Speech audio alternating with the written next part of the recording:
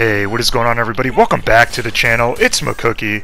So I just wanted to say, we got 2020 coming to a close, and while this has been probably one of the roughest years in a long time, I'd say probably most people would agree with the pandemic and everything happening outside in the real world, it was actually a pretty damn good year for video games. The silver lining to the year, I'd say.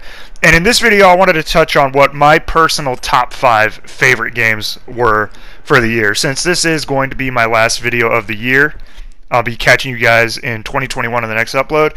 I just wanted to get in and talk about what a few of my favorites were, what I'd say is my top 5. I'm going to be showing some gameplay of some of them. I can't show all of them, and it'll mostly be Call of Duty gameplay in the background.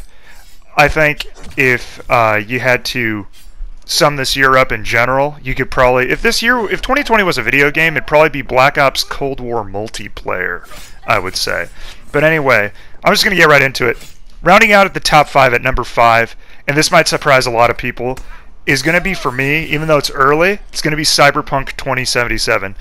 Technically, that game did come out this year, but it was too late to be nominated at like the Game of the Year awards and whatever. And it's had like the roughest launch, I think, of any video game ever. I think it, like, even No Man's Sky wasn't this bad.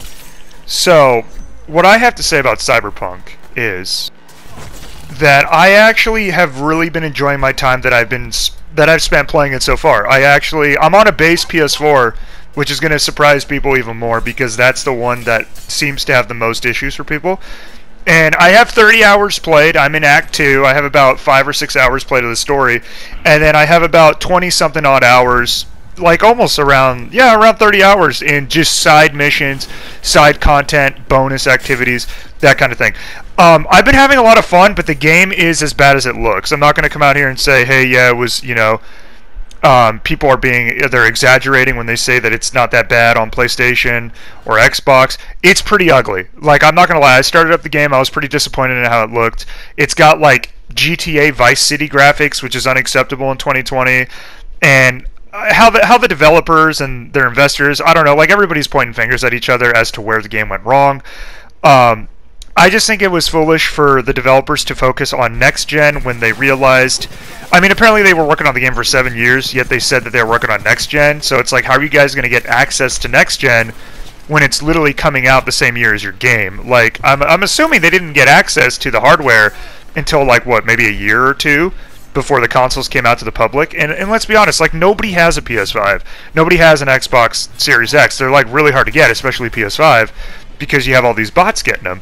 So the fact that they kind of overlooked that and didn't really make sure that the consoles that most people would be purchasing the game on ran smoothly is a downside, but I don't want to get too much into that. I will say there's a bunch of bugs, there's a bunch of graphical errors, there's a bunch of crashes as far as quest items and stuff goes for me.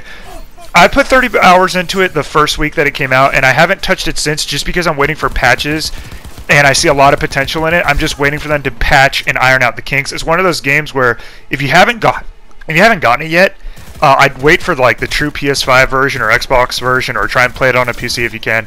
But I personally love it. It's an ugly masterpiece, is how I would describe it. But it's a ton of fun. I care more about gameplay and looks. I'm just waiting for a couple patches to come out and fix it. But definitely Cyberpunk is the most fun I've had playing an RPG in a very long time. And it hits some of the high notes that I actually I didn't get in some of these other games that I'm going to rate a little higher, but Cyberpunk comes in at number 5 for me, 100%. Number 4 for me is going to be The Last of Us 2.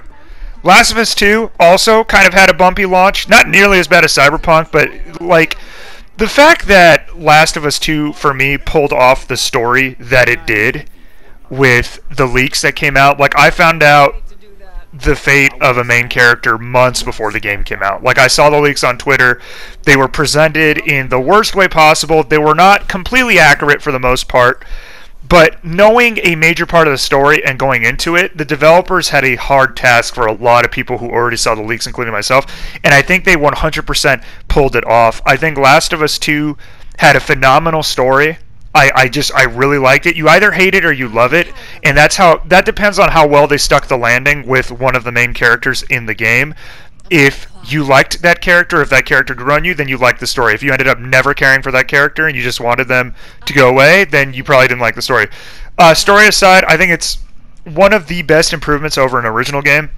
Last of Us 1, I thought the story was amazing, but I thought it was overrated just because the gameplay was a lot clunkier to me than it was compared to like the Uncharted series, which I keep comparing to because that was Naughty Dog's of the game.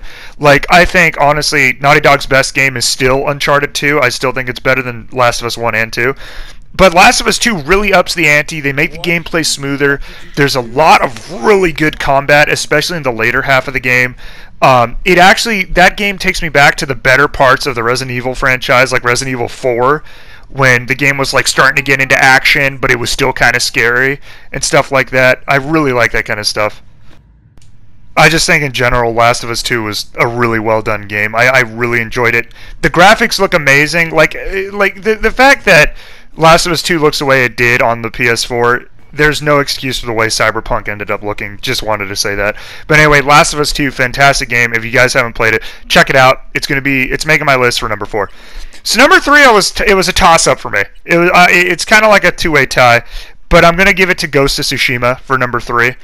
Fantastic RPG. A lot of fun. PS4 exclusive, I know, but still just an amazing game. Really fun story.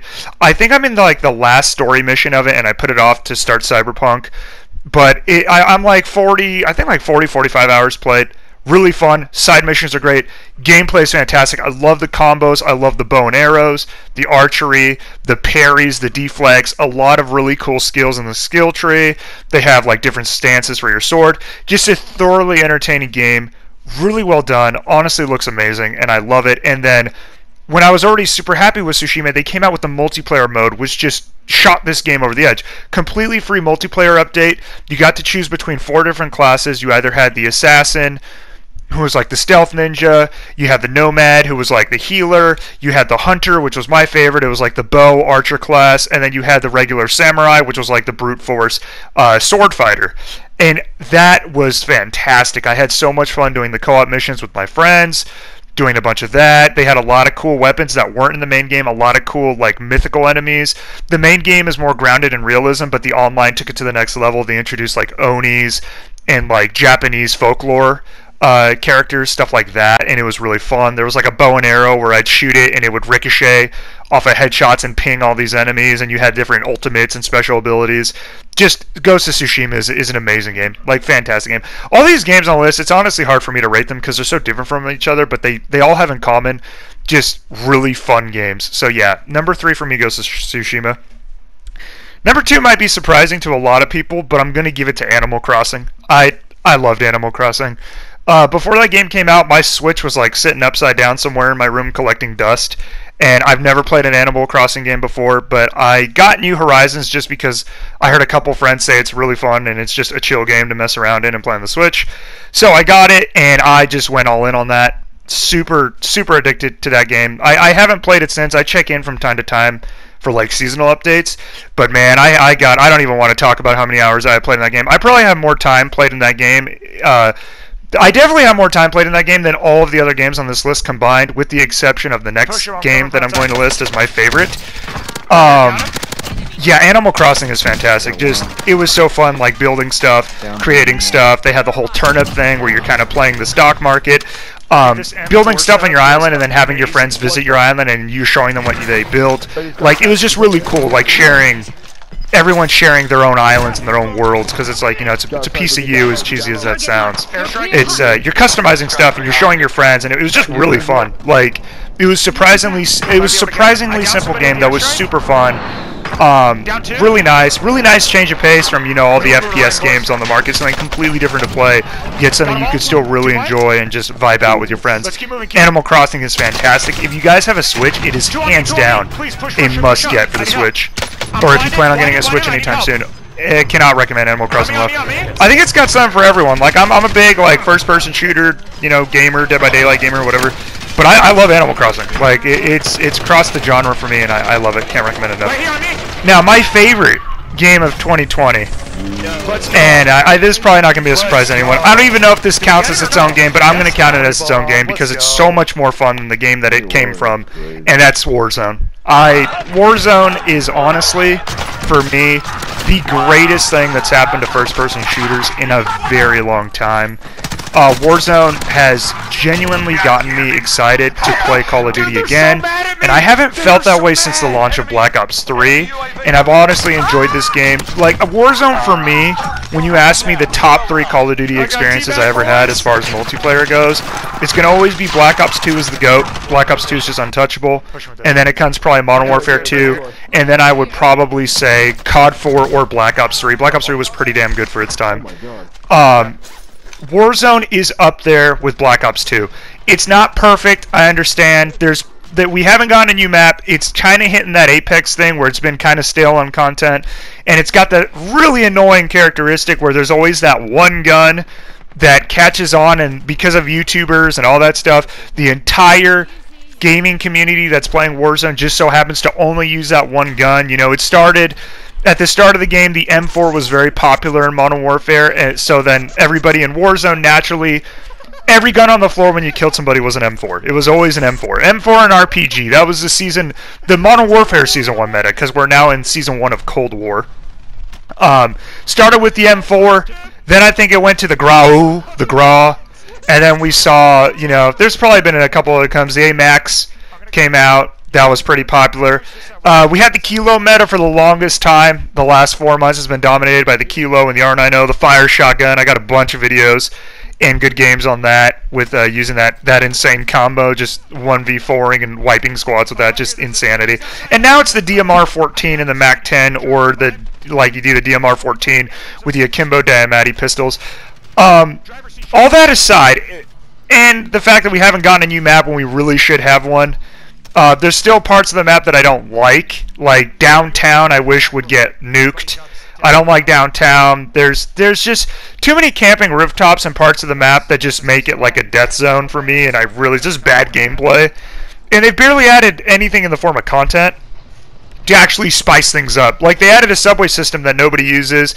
They added zip lines that don't really help you get to campers, because if anything, it just gives the campers free kills because you're so loud and slow in the animation of getting off the rope. But just in general, Warzone has been such a fun and chaotic, especially with the introduction of quads, which took it to the next level. Apex Legends, the one thing I always wanted was quads, and I never got it. Warzone is everything that I loved about Call of Duty and Apex Legends, with a lot of the bullshit taken out. It has that smooth gunplay and that intensity of Apex, but it has better, in my opinion, or more fun and forgiving mechanics that Apex doesn't have. Like Apex on console, when you kill somebody, you gotta move a cursor through a loot box to grab the items you need, and you're always micromanaging your inventory. With Warzone, it's simple. You kill a guy, you run over his body, and you typically pick up everything you need. Your guy automatically refills the empty stuff in his inventory, and you can carry a bunch of different ammo without any penalty. In Apex, you can't. And I also love how you can be ultra aggressive in Warzone without getting punished by third party. Third partying is what killed Apex for me. I hated that you would go in on a team, you would push a team because you're playing the game to have fun, and it's kind of boring sitting around. So it's like, hey, we see a team, press W, go in there. You fight a team, you barely win, and then as you're looting and you're starting to heal up, you and your buddy are all one shot, you're healing up, you just want to fight. There's a team fully armored, full health, coming in to kill you. It was just not fun. It was just not fun. And then say you lose your 2 teammates. The only way to bring them back into the game is to get their tags from their death boxes that they leave behind when they die. The enemy team that won that fight would always camp the death boxes, so you're never getting your friends back. It was just not good. I love what Warzone has done to give your teammates second chances. If your team, you can have some of the best games I've had in Warzone have had the worst catastrophe starts ever. We're talking like death on drop, gulag off the rip, but then I get like 15 kills and we win the game. It's like that, and that's only going to happen in Warzone. And for me, the reason why Warzone is just at the top of this list is because I've definitely spent more time playing Warzone. Every time a new game comes out, I always find myself, I'll try the new game out for a little bit. All these games on the list, I like the one thing that I had in common, I always wanted to come back to Warzone. There's always something new to try. Even though there's a stagnant meta of one gun being better than the others, you can usually get around and screw around with different guns. The guns look and feel amazing because Modern Warfare got that right, and they're just really fun to use. And now I think we have a lot of potential with all the Cold War weapons that have been introduced to Warzone. Once we get the balancing patches out, you know, fix the marksman rifles that are overpowered right now, the DMR, the Type, the AUG, the M16. Once you get those balanced out, the Diamatti pistols, you know, nerf the MAC-10, maybe nerf the Kilo a little harder. I think Warzone has a lot of potential, and I'm really excited to see where it goes. But absolutely tops my list. It's my favorite game on this list to continue to play. And I also wanted to give a shout out to games that did not come out this year, that were not new, but they get an honorable mention anyway for continuing to be fun years later. Those two games are Overwatch and Dead by Daylight. They both came out in 2016, a few months apart. Dead by Daylight has seen strides of improvement. They're doing a better job of balancing maps. They're reworking killers. For the most part, they're getting it right, and they're doing the right thing, and they're going the right direction. I love the new DLC characters they came out this year. For the most part, they're very fun. I love the twins. They're a lot of fun, the newest killer that just came out. And it's been a blast. Dead by Daylight is a lot of fun. Whether you're playing Survivor by yourself or Killer, or you're playing with friends, Dead by Daylight is awesome, and they've come a long way. And crossplay just shot Dead by Daylight over the moon for me. Like the queue times are so much better. It's so much fun playing against the PC community as well as Xbox.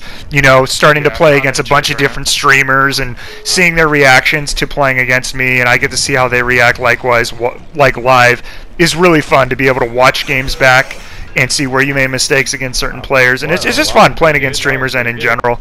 Crossplay took DBD over the edge. Same thing with Overwatch. They got roll queue. Roll queue is great. They're still working to make DPS times better. For the most part, they've been doing a very good job on balance. Almost every character is viable if you're playing just normal pubs. If you're good enough at the character, it's fine.